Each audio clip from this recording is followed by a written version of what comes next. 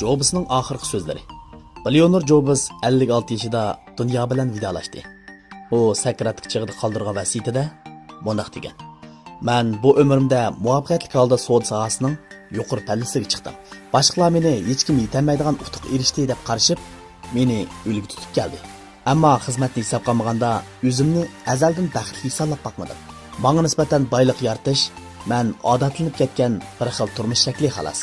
Mushu daqiqada kasal karavotga yetib, o'tmishga nazar sag'inimda, ilgirki meni iftixorlantirgan butun dunyo xalqining muayyanlashtirishi va qo'lga keltirgan boyliqim tumshuqimga purab turgan o'lim oldida shunchalik zaif va ahamiyatsiz bilinmoqda.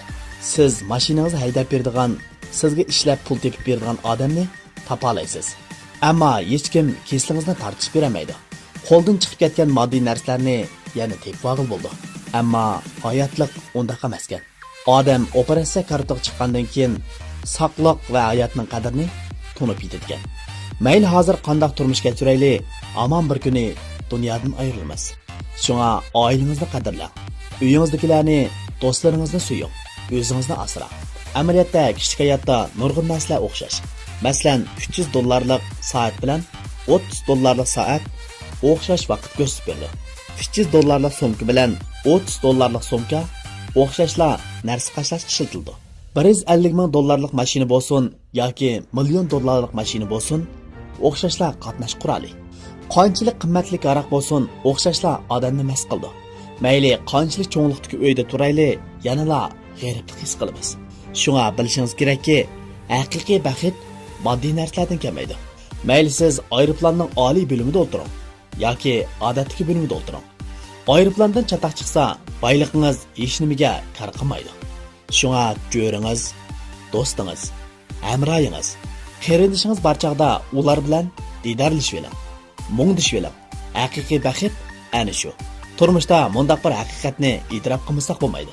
Ya'ni bolalarga boy bo'lishning yo'lini emas, balki baxt va xushallikqa qanday erishishni o'rgatish kerak.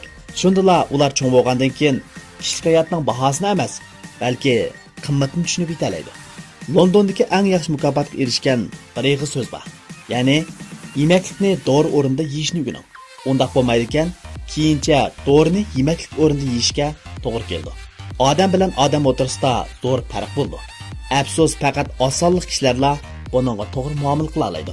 Shunga bebaho hayotingizni boshqalar bilan o'xshamaydigan tarfingizni to'liqlashga isrof qilyapman. Siz tug'ilganda boshqalarning muhabbatiga erishgan, dunyodan xo'shlashgandimi shundoq bo'lasiz. Ammo boshqalarning muhabbatiga qanchalik erishishingiz, ularga qanchalik muhabbat ato qilganingizga bog'liq. Dunyoda doim tashlanib qolgan eng yaxshi yashash usulidan 6 xil bor.